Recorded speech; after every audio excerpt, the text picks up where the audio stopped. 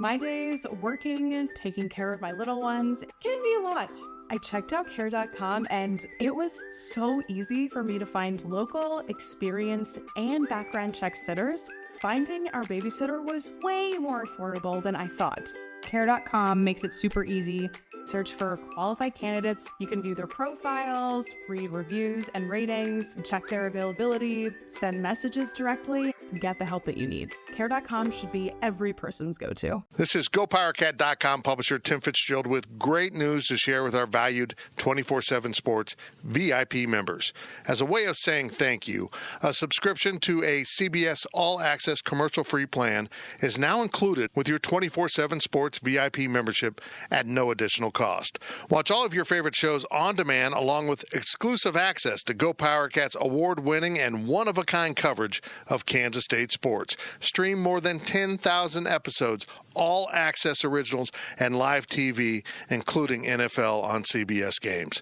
Enjoy the CBS All Access commercial-free plan, a $99.99 annual value for the lifetime of your 24/7 Sports VIP membership. It's an incredible added value for our subscribers, and it's time you probably take advantage of this deal and become a GoPowerCat member. And remember to subscribe to the PowerCat podcast at your favorite podcast provider, including Apple Podcasts, Google Podcasts, and Spotify. Now, here is your PowerCat podcast. The following is a GoPowerCat.com and Spirit Street production. You've discovered your link to GoPowerCat.com's PowerCat Questions podcast, presented by Fridge Wholesale Liquor, and it starts right now.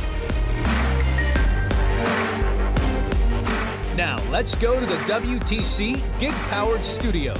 Here's your host, GoPowerCat.com publisher, Tim Fitzgerald. Welcome to another edition of the PowerCat Questions podcast, sponsored by Fridge Wholesale Liquor. I don't know how long this sucker's going to be.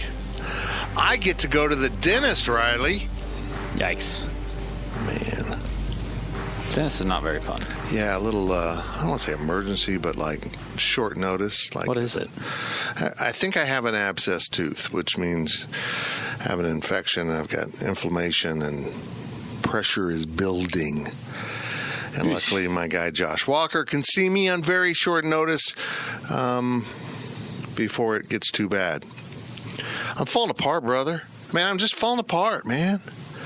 Yeah, eventually you're not going to have anything left to sacrifice. I know. Let's set aside the big C for just a second here. I gimp around on a bad knee, which I can't get replaced right now because there's no elective surgery in my near future with what's going on. And I threw my back out in Vegas, at the pool, gambling, picking up my wife. No, sleeping. I just went to bed on Saturday night and woke up with my back out of place. Lovely. So it's feeling a little bit better. And now this. I'm just coming apart at the seams. Tim Fitzgerald, Riley Gates, and Zach Carlson in the WTC Gig Powered Studios, and we're sponsored by The Fridge. If you need something to numb your pain, physical or mental, sounds like I'm promoting alcoholism, get to The Fridge. I feel like it would be in my best interest if I soothed my mouth with alcohol for cleansing purposes. That's one way to numb it. Sure, mouthwash would do it, but why not Jack Daniels? The Fridge at the corner of this and that in the town in which we live. And this segment is sponsored by Tanner's, which is in Aggieville, which is awesome. I'm overdue for a trip to Tanner's. Tanner's to me is the Las Vegas of Aggieville. It doesn't have gambling. Doesn't have prostitutes, as far as I know. Charlie's kind of easy, but, it's not the same thing. Wow. Yeah, love you, Charlie. And but it's, for me, it's all the neon. Of course, it's like a Bud Light neon, but get to Tanner's. It's a lot of fun. It's fun. And now your questions from Wabash Station. And I noticed in our hurried preparation, they're very small type. So forgive Zach for misreading every question. It's going to be very confusing. I didn't even get to proofread them. From Salt Hawk Cat, this seemed to be the first game K-State's lack of size and talent really hurt them. Do you think this loss opened Kleiman's eyes a little on what type of kids he needs to be going after in recruiting to truly be competitive in this conference? No, I think he was well aware. Yeah, sorry. I think Baylor did that. And if not Baylor, I think even some of the wins did that. He knows. He's stated it before. He knew it when he got on campus. And really, it's a remarkable job covering up the lack of size and, frankly, overall talent, the lack of depth. I mean, they beat Oklahoma. They run rule Kansas, which honestly has some comparable players. And then they go toe-to-toe with the Texas team that might be even more physically talented than Oklahoma. So, I mean, I think it should be very encouraging as they recruit better, bigger, stronger. They might be pretty darn good. From Power Cat Ryan, how many freshmen will use one of their redshirt games in the next 2 weeks? Well, I think that Coach kind of made it obvious at the press conference on Tuesday that Joe Irvin will definitely be burning his red shirt. And then he said the same for Khalid Duke, which I was kind of shocked that he has emerged as a guy that's going to burn his red shirt, I guess. I did not think that at the beginning of the season that he would be one to cross the 4-game limit, but here we are. Honestly, I mean, outside of Deneen, outside of Youngblood, Zentner, I think they'll hold on to. Logan Wilson, they'll definitely hold on to. He hasn't played since the first 4 games, so he won't be crossing that line. No, I don't think anybody notable freshmen are going to be burning him other than Joe Irvin and apparently Khalid Duke. Those are probably the only 2 that you should be keeping an eye on this year. Jax has already burned his, like I said, so not a whole lot of guys to really be following right now. From Purple Poncho Villa, do you buy or sell the blitzing as the reason we couldn't run much? Can I buy it and sell it? I buy it because it was Texas. Not everyone can replicate the physicality that Texas is able to promote. I mean, they're big, strong, and fast. One thing we knew you have against Texas is those guys are going to be great athletes. And they turned it into a game about that instead of schemes. Now, West Virginia probably can't do the same thing with the same level of success. Neither can Tech, and neither can Iowa State. So, yeah, it's concerning, but I think it was relative to this contest. And I think this goes kind of back to what some people said. Do I think James Gilbert changes that game? Yes. Do I think K-State rushes for more than 51 yards if they have James Gilbert? Yes. Do I think K-State wins that game if James Gilbert's in the game? Probably not. That big a difference. I think there were other things in that game that win or lose the game for the Wildcats. 3rd and 14 being, as I wrote in my post-game grades, that was the big play of the game. 3rd and 14, K-State rolled the dice with an all-out blitz, and Sam Mellinger found an open receiver, and he got enough protection to get rid of the ball.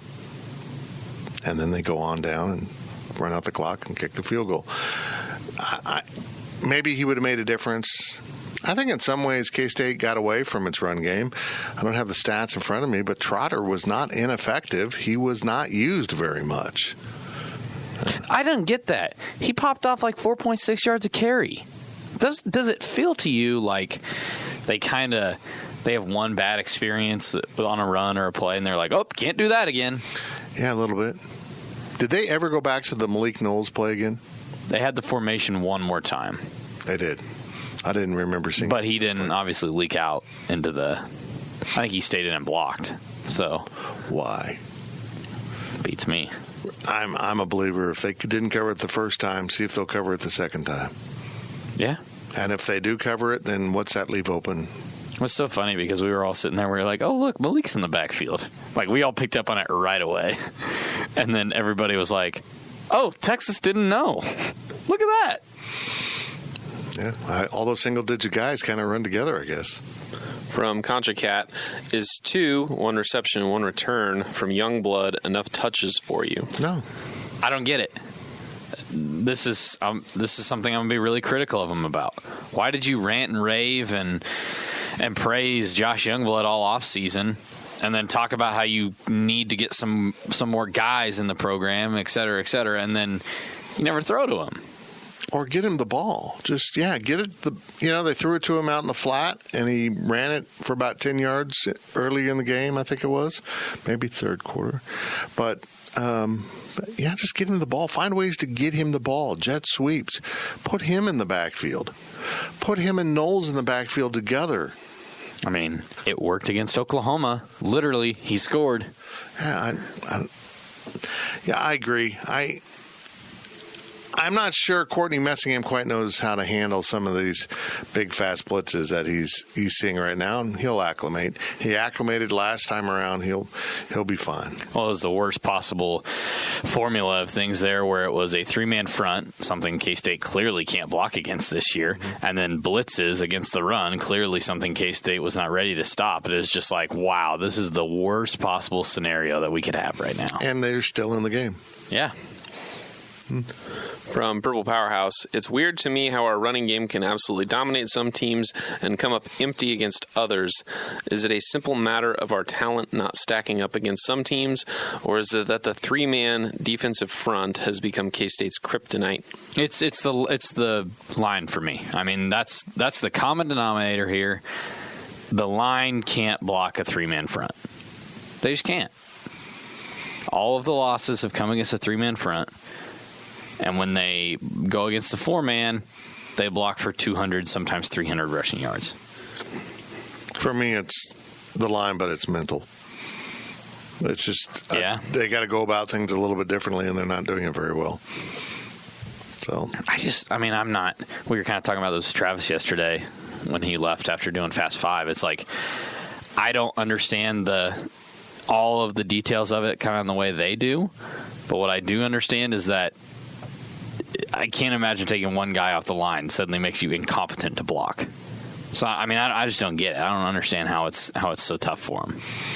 It's frustrating to watch. I think they'll be a lot better this weekend against West Virginia, a team that they can get physical with, and now has a 4-man front.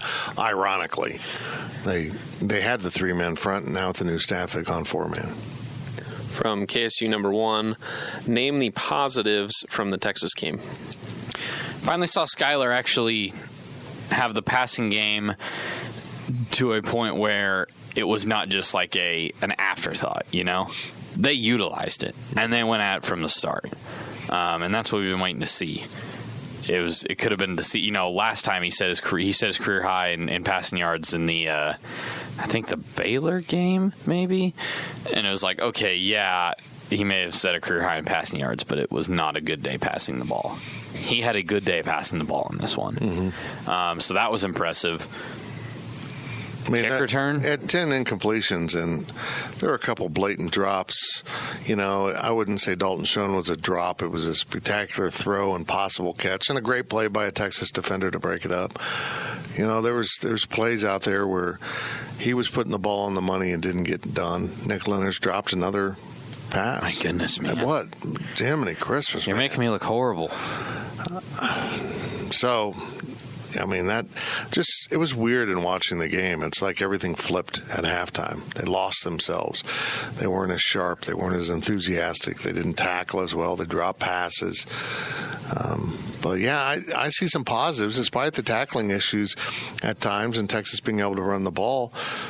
Like they played without A.J. Parker, and they didn't get lit up in the passing game. I know the numbers weren't great, but they weren't throwing it all over the field. Their only passing touchdown was a damn flea flicker. They had to run a trick play to pass. So, yeah, there's some positives out there.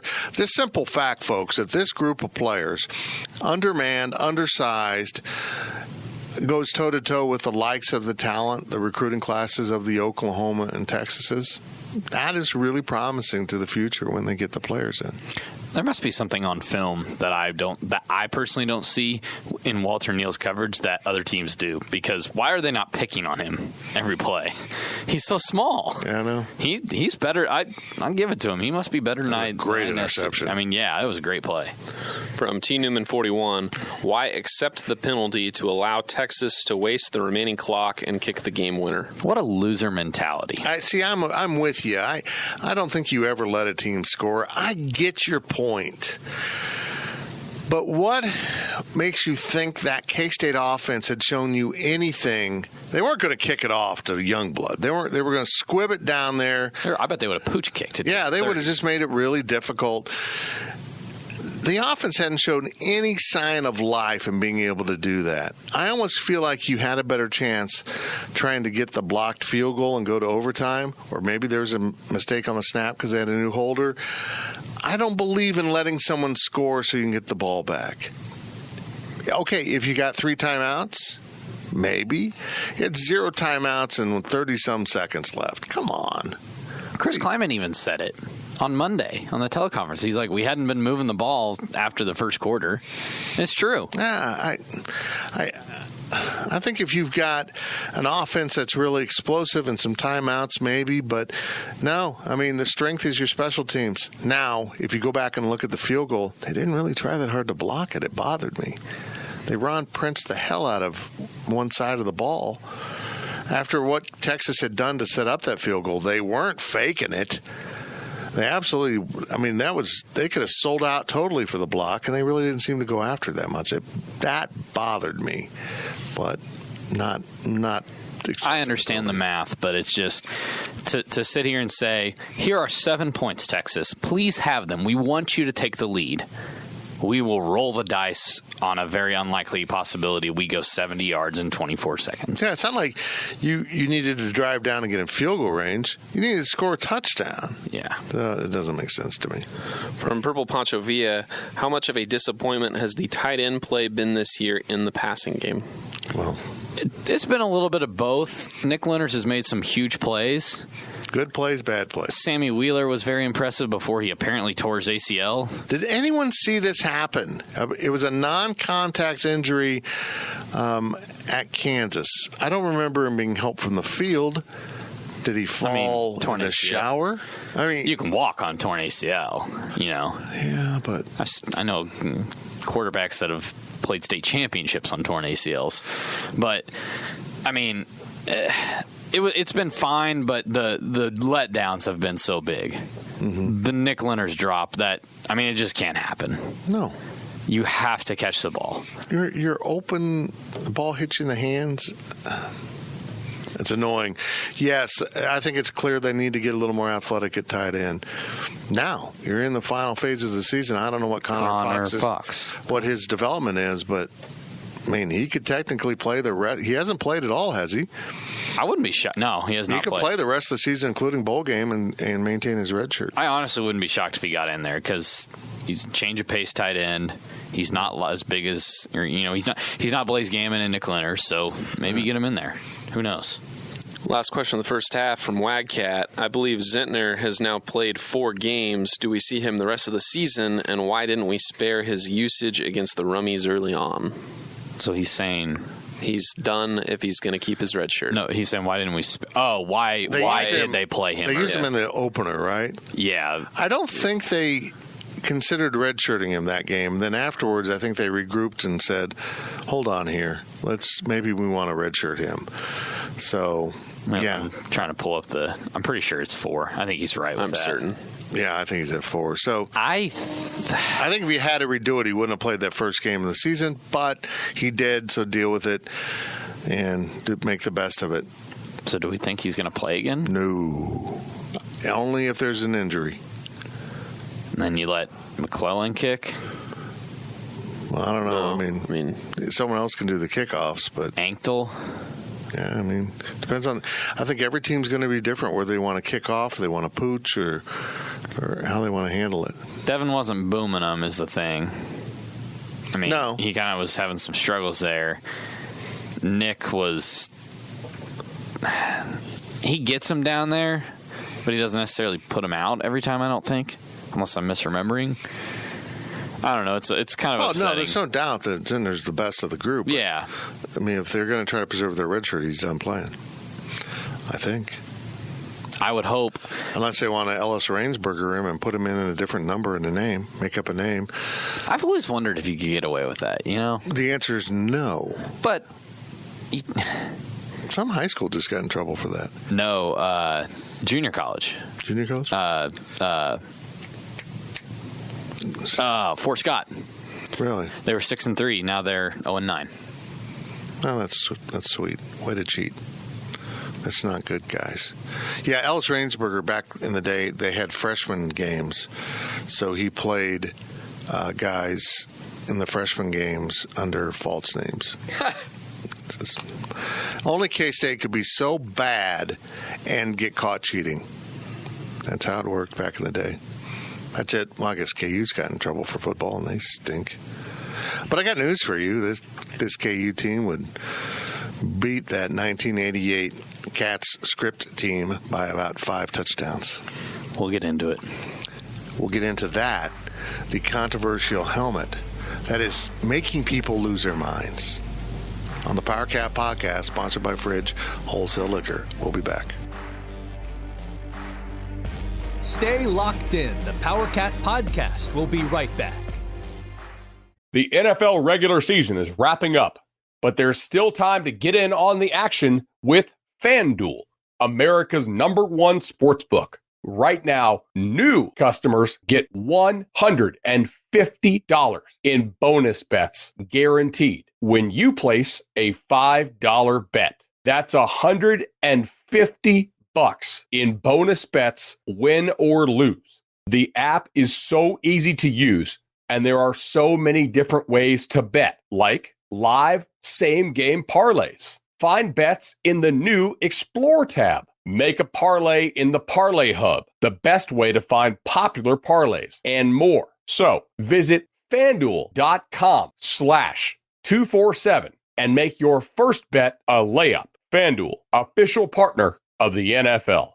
Must be 21 plus and present in Arizona, Colorado, Connecticut, Iowa, Illinois, Indiana, Kansas, Kentucky, Louisiana, permitted parishes only, Massachusetts, Maryland, Michigan, New Jersey, New York, Ohio, Pennsylvania, Tennessee, Virginia, West Virginia, or Wyoming. FanDuel is offering online sports wagering in Kansas under an agreement with Kansas Star Casino, LLC. First online real money wager only. $10 first deposit required. Bonus issued as non-withdrawable bonus bets that expire 7 days after receipt. Restrictions apply. See terms at sportsbook.fanduel.com. Gambling problem? Call 1-800-GAMBLER or visit fanduel.com/RG in Colorado, Iowa, Michigan, New Jersey, Ohio, Pennsylvania, Illinois, Kentucky, Tennessee, and Virginia. Call 1-800-NEXT-STEP or text NEXT-STEP to 53342 in Arizona, 1-888-789-7777, or visit ccpg.org/chat in Connecticut, 1-800-9-WITH-IT in Indiana, 1-800-522-4700, or visit ksgamblinghelp.com in Kansas, 1-877-770-STOP in Louisiana. Visit mdgamblinghelp.org in Maryland. Visit 1-800-GAMBLER.net in West Virginia, or call 1-800-522-4700 in Wyoming. Hope is here. Visit gamblinghelplinema.org or call 800-327-5050 for 24/7 support in Massachusetts, or call 1-877-8-HOPE-NY or text HOPE-NY in New York, or visit oasas.ny.gov/gambling. Standard text messaging rates apply. Sports betting is void in Georgia, Hawaii, Utah, and other states where prohibited.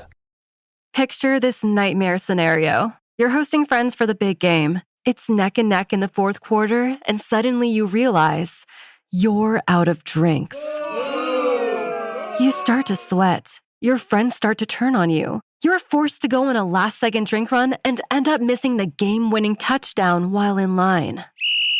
Terrifying, isn't it? Luckily, you can avoid the drama with Drizzly, the go-to app for drink delivery. With Drizzly, you can shop a huge selection of beer, wine, and spirits, then get them delivered right to your watch party. Compare prices across multiple stores in your area, find the best deals on game day drinks, and get back to armchair quarterbacking from, you guessed it, your armchair. Download the Drizzly app or go to drizzly.com. That's DRIZLY.com today. Must be 21 plus, not available in all locations.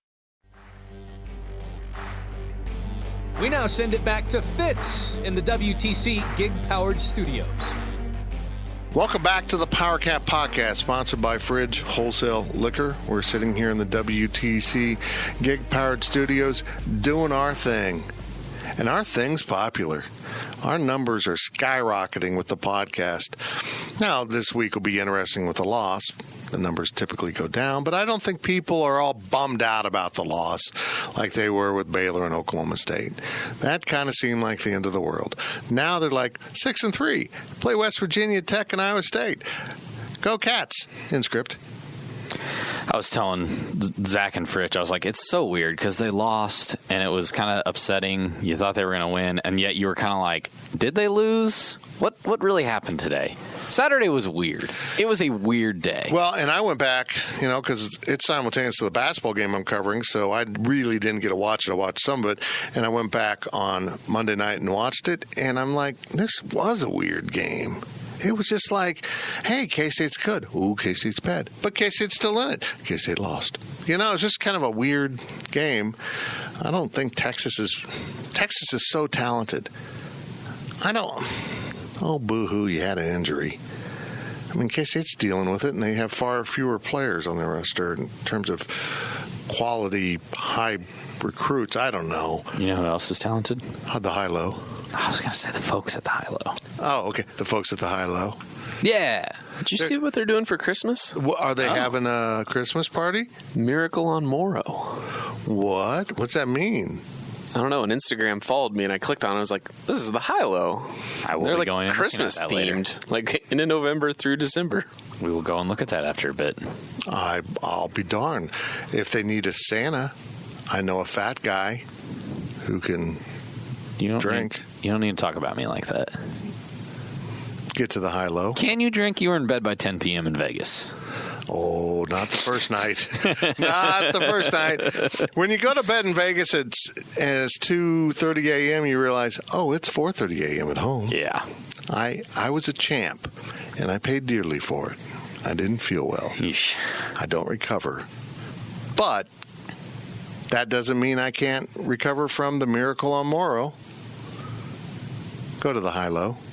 Go to the fridge and go get your questions from Wabash Station from Zach Carlson. From Lady Cat in Texas, by the look of the OU Iowa State score, will this be a tougher game than we think? Meaning Iowa State. No. I mean, I already thought it was going to be a tough game. Yeah. I'm really questioning Oklahoma right now. I think K-State exposed a lot of Oklahoma's flaws on defense. I do too. I mean, who had they played in the Big 12 before then, I mean, Texas was impressive, but it was also a rivalry game. I mean, you're going to get up more for that. They still haven't played Baylor. They still haven't played Oklahoma State. Does Baylor beat Oklahoma this weekend? No.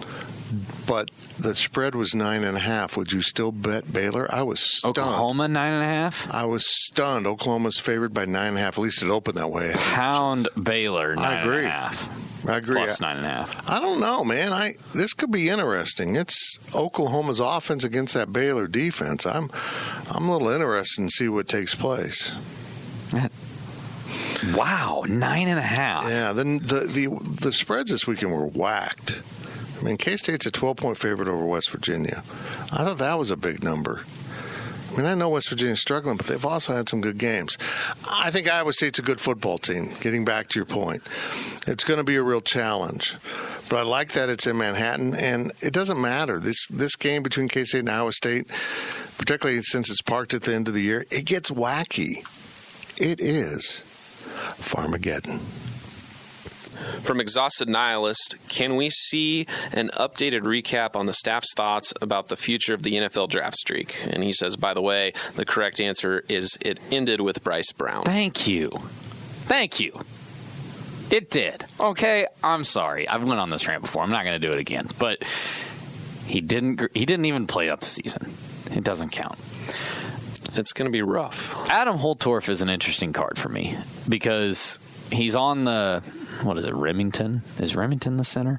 I don't know. So. He was a semifinalist for one of those awards, and he's been on Pro Football Focus team every week or not every week, but like 3-4 weeks this year.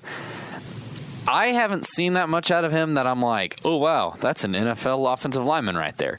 But I also didn't think Tavon Rooks was an NFL offensive lineman. I also didn't think Randall Evans was an NFL draft pick. But here we are. So I don't have the best eye for NFL talent, apparently. I thought it was going to be Devin Anctil, and that has not been good the last few weeks. It's just needless to say, Devin Anctil he's not on the decline of his talent. He's on the decline of what he's been showing on the field. So if you ask me to put a percent on it right now, how confident I feel it'll extend, 40 or lower, honestly. I'd probably put Adam as the most likely at this point. It's not going to be Trey Deshaun, unfortunately. He's not an NFL D tackle. Reggie Walker stinks. Yeah, not good. Yeah. From Chris66204, how impressed are you with the wide receiving core, when everyone is healthy, versus your preseason expectations of that group? I give it to them. They have impressed me for the majority. I would say they've impressed me about 65 to 70% of the season. I was not impressed with them in the early season. They've come on. Dalton Schoen gets an A+ for me this year so far. He's just been a warrior. He's definitely... He has taken it upon himself to make the passing game good more than any player that I see at another position has taken it upon themselves. I mean, and everyone's kind of slipped into roles. Malik Knowles, when he's healthy, well, even when he's not healthy, is the kind of the go-to big play guy. He proved it again. He keeps getting a little bit more healthy. I'm anxious to see him in the bowl game because he'll probably be fully rested by then. I mean, Josh Youngblood steps up. We'll probably see more of him now that Joaquin Gill's out for this week with a cheap shot concussion. I just said on another out Texas radio station that I'm a believer that when something is that flagrant, that player should not be able to play until the other player returns. And if you end his season, you ended your own season. I mean, that will stop that. I think the Big 12 should review that. That was not a football play. That wasn't like you accidentally didn't get your helmet alignment right and you led with the crown of your house. That was the play's over and you just cold cocked a guy not looking helmet to helmet. It's dangerous. I mean, you're putting his health on the line there. You could have paralyzed him. And you could tell Chris Kleiman wanted to rant about it today. Yeah, he should. And he restrained himself. He should. So they'll be without Gill. Brooks is a nice, steady player there. I think we'll see a little more Landry Weber. They kind of are what they are there, but those guys do their very best to get it done. They need more talent at wide receiver. That can be repeated for a number of positions, but I think the guys have acquitted themselves well in the course of the battle. How's that for a Civil War reference? Pretty solid. I know. From DM60, while A.J. Parker is sidelined, does it make sense to try and pressure West Virginia's quarterback? I mean, it always makes sense to pressure the quarterback. That's kind of an obvious one. Yeah. But, yes. I mean, I to answer the question, yes. Because I think that they are a good defense. I don't think... It's not like you can just hold back, And I don't think they're going to hold back. I don't think that's even on the table for them right now. I just think... I really think they might have a heck of a game here. West Virginia's offensive line is bad. They've been fighting struggles with this offensive line all year. Neil Brown said this week that, the depth chart is open at this point. Like, guys, West Virginia's in a rough spot. K-State annihilated KU. K-State might beat KU by more than they beat West Virginia by this weekend, but I bet if KU and West Virginia played 10 times, KU might win 6 or 7. Oh, KU definitely beats them right now. Yeah. I think so. They're just West Virginia's bad, I'm telling you. Yeah, some teams as they go through a season get better and some get worse. West Virginia's getting worse. It's bad. From Contra Cat, what do you suggest countering with when West Virginia, Texas Tech, and Iowa State put 9 in the box with a 3-man front and bring 7 or 8 if we want to run the ball consistently? Play action. Yeah. Where the hell was it? I don't know. They got away from what they needed to do. They need to play action a little bit. They needed to throw some screens. You just got to get the ball away from that. Unless I'm misremembering, they didn't run a single play action in this game. They definitely didn't run one good enough to sell it. Yeah. That's the common That's the obvious answer. I don't even have to know football. Look, it's pretty simple. If you want to put 9 in the box, I'm going to put 3 wide, and you got to get out of 9 in the box, and now you have no safety help. And I'm going to throw that little bubble screen out there in the flat, and we might run it 10 times, and you'll defend it 9. But one of them is going to go to the house if there's no safety slant, help. Something, man. Exactly. You can just go to the same formation over and over, block a little bit different, and run different things out of it, and really challenge them and lull them into thinking you're doing the same thing over and over. I don't know. We'll see. They're going to see it some more. I think they'll have an answer. But the bigger problem here was Texas was just freaky good. I mean, they were getting through. They're just big and powerful. From Oiler Cat 2, so the Script Cats logo has created quite the debate. Fitz, please explain PTSD, Parish Traumatic Stress Disorder. I understand alternate uniforms are cool and don't mind them, but would rather see an old Willie logo that's never been on a helmet before over the Cats. I'm 100% with you. I mean, a retro look doesn't literally have to be a throwback helmet. And this isn't a throwback helmet because the original helmet was purple with the white cats. That would have been somehow worse. I think there's just a real disconnect. I don't think there's enough people in that athletic department with a K-State background to understand what that helmet represents to a lot of people, what that logo represents. It's a cool logo, and, you know, in a vacuum, it's a cool logo. It shouldn't have been a logo brought back. Now, it sells extremely well. But I'm going to be honest. Well, first of all, let me say this. I don't mind it's being used. I mean, it's just one game. I think it's overblown. I think the people that think the Power Cats ending, it's just a game. But this wasn't the logo to use. This wasn't the logo to use. K-State football was so bad they almost dropped the program. Not in a general context. After the one season they wore this logo. Now, I understand, let's prove we can win with this logo. Come on, man. There's too many people of a younger generation just being dismissive of it. Oh, get over it. Oh, yeah, I'll get over the depression, too. I think they screwed up here in terms of not respecting an older generation of fans that were there at the start and went through the crappiest time of K-State football you can ever imagine. There's no one in college football that compares. Maybe Rutgers if they keep it up another 15 years. Are you done? No. Okay. So I just wish I agree with them. I think they should have gone with, I personally like the K over the State because that's a brand. K-State, the Power Cat, those are brands. Even the old Willie, the one that's kind of the fighting Willie looking guy, would have been cool. A big K on the helmet would have been cool. Cats is so generic. I mean, any high school named the Bobcats, Wildcats, what other cats we got there, Zach? That's enough. The Purple Cats, they can be this logo. So, I don't know, folks. I just think it wasn't respectful of a big chunk of the fan base by picking this logo. It was tone deaf. But at the end of the day, it's really not that big a freaking deal. Just play in the helmet and go win the game.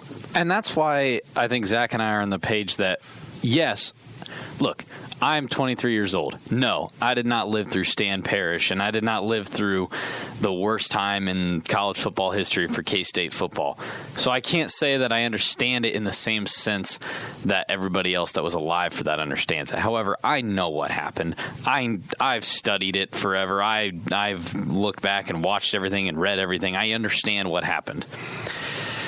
It is a sticker on a helmet. That's what it is. And if it reminds you of the old times when they were bad, then I understand it. It's a flashback for you, but it doesn't mean that you're putting Stan Parrish on a pedestal. It doesn't mean you're putting the late 80s teams up as honored. It's just a throwback. And no matter how much you want to pretend like it didn't happen, no matter how much you want to just say that time's over because of Bill Snyder, it's part of your school history. And so this is what people want. They put the cats on the front of the helmet for the white helmets against Baylor, and nobody threw a fit about that. Because the Cat was still in the helmet. But people liked the Cats. They said, that's cool. We want that on a helmet. And that's what people want. It's cool. It's a change. Well, they didn't do it because of that. This was but I'm just saying people liked it. Chosen at the start of the year. I mean, even when they were wearing when the coaches in spring had, the Nike with the cats on it. Like, people were like, oh, that's when it started. Yeah. I know. It's not unattractive. I mean, it's just tone deaf. And no, you don't get it, Riley. You don't. You can say, oh, I know we didn't go through it. You didn't freaking go through it, man. Well, think about the worst K-State loss of your life, the most humiliating thing, the most like Ron Prince going to Nebraska and just getting run over. Right. That was every week. Yeah, that was every week. You didn't wear purple. You didn't wear a logo. You were embarrassed by your alma mater. So, yeah, it's cool. You prove that you can win in this logo.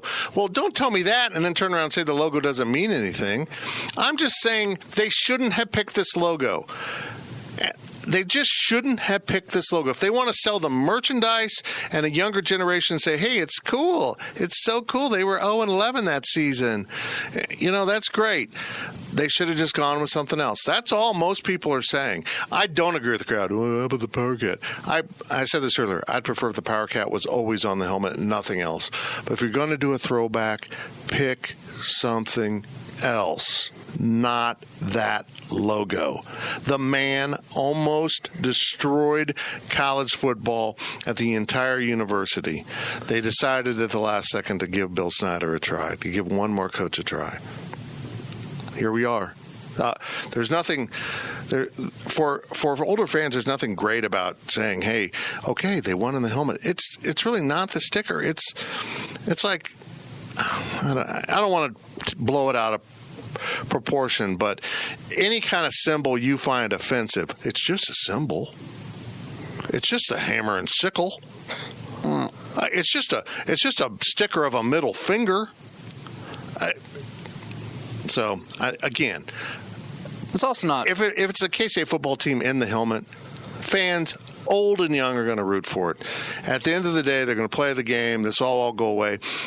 I just wish the athletic department had thought about how this would be, because it's not just fans. It's probably most of the biggest donors. Now, it's not like they're going to pull back their money, but don't be so tone deaf. I also don't think it's very fair to hold it against people like Zach and I, who it's out of our control that we don't fully grasp. Like, I didn't get to live through it. I'm not holding that against you. Well, no, I hold it against you that you dismiss our feelings about that. That's what I dismiss them. Yeah, you did. It's just a sticker on the helmet. No, it's that sticker. It's that sticker. That's what your generation doesn't seem to get. What it just brings back. They shouldn't have done it. They just shouldn't have done it. They should have gone with something else, and there still would have been the crowd. Oh, you took the Power Cat off. You're never going to have the Power Cat again. Why you get rid of the Power Cat? That's just the silliest argument. It's one game with a different helmet.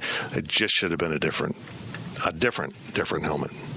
Look, until K-State finally, and I'm guessing that what you got to see here is K-State is now open to wearing other things than what they've worn the last 30 years. Think about it this way. K-State has worn silver helmet with a Power Cat, purple jersey or white jersey with silver pants every game for the most part, except the couple camo helmets for the last 30 years. K-State has not had a second anything for 30 years. What was the last thing they could go to? The Cats logo. I'm not saying that that's the right thing they should have done or whatever, but it's something different and it's new. It doesn't matter what it represents or whatever. It's different to most of the fan base. Which is what people have been clamoring. And it's exactly what people have wanted. You wanted change. Well, this is what we got. Now K-State has the time. They have Nike. Nike and K-State can come up with whatever they want to do for the future.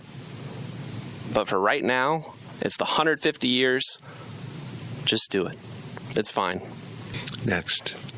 That was fun. Wildcat Pilot 88, who comes up with these alternate helmet designs? Is it the players and coaches, or is it a marketing group within KC Athletics? Will we see another version after Cats this year? Do we have a white or purple face mask? Chris Kleiman got the, I don't know if he got the final say. I don't know. He had either. some sort of say in it. I mean, they wouldn't be putting this out there if the head coach didn't think it was okay. You know, I mean, it's the least of his concerns on Saturday, but he also doesn't want them out there in something he doesn't like. He gets a say in that. People went up to him and said, "Hey, Bill didn't let us wear anything else. Are you cool with us trying some different things?" And he's probably like, "Yeah." Right. I'm just saying they probably said, "Hey, how does this look? Do you like this?" And he probably said, "Yeah, that looks good to me."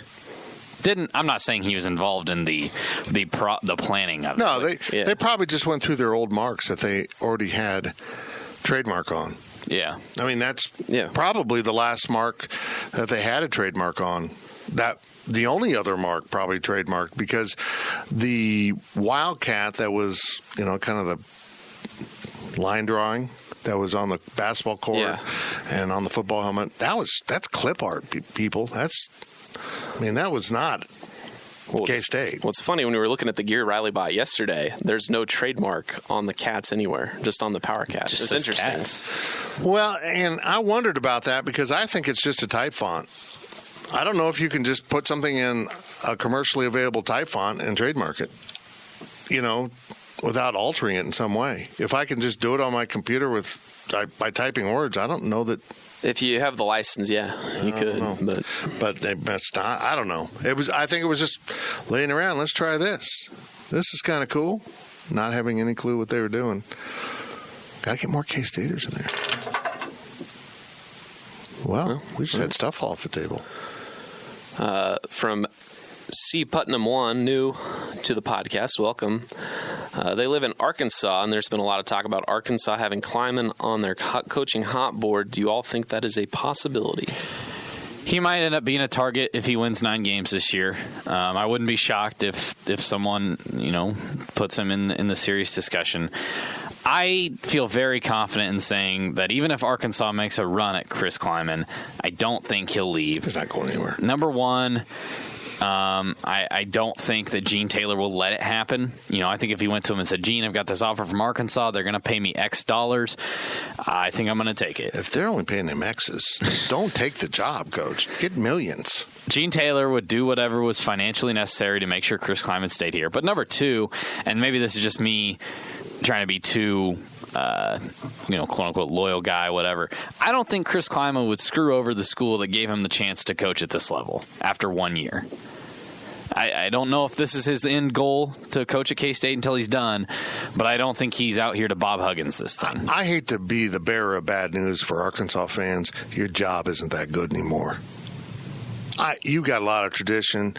You're original. I mean, you go back, not original. You go way back in the SEC before they started adding even more schools. Your best days were in the Southwest Conference. You're not that cool anymore. You could be. Excuse me. You could be, but it's not in that division. Brother, that's an uphill battle. Nobody needs to be rebuilding in the SEC West and expect anything immediate. Who's going to touch that job? Not good. Maybe Scott Frost. I think he might show up on some hot boards. He was on one hot board, but it wasn't like a good quality one.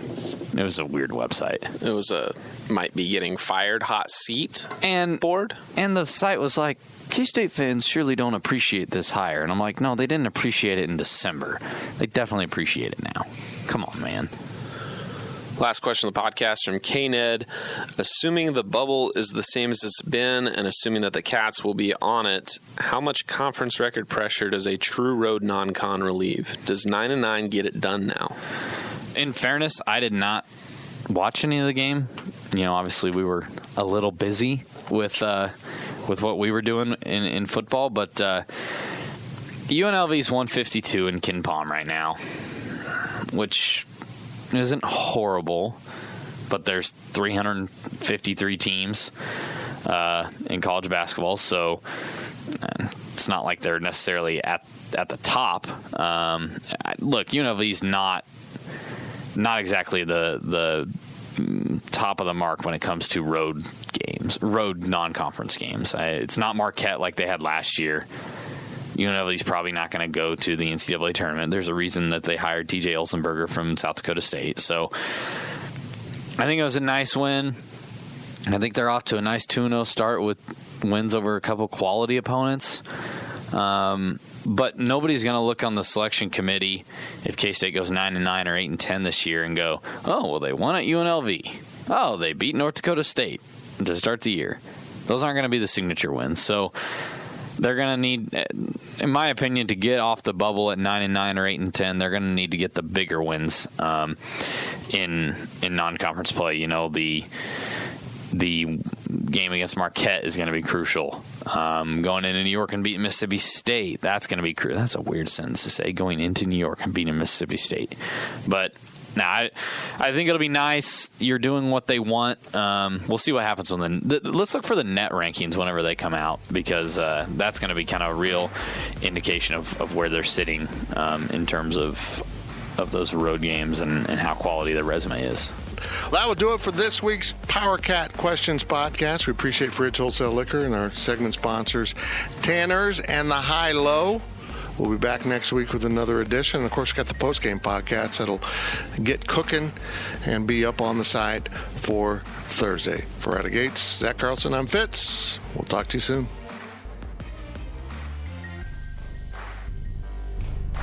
You've been listening to the PowerCat Questions podcast, presented by Fridge Wholesale Liquor. PowerCat Podcast. All rights reserved. GoPowerCat.com and Spirit Street Publishing. With Blue Link Plus, you can access your Hyundai Tucson Limited remotely. Doors unlocked, temperature set, lost car found. There it is. Get complimentary class-leading Blue Link Plus. Call 562-314-4603 for complete details.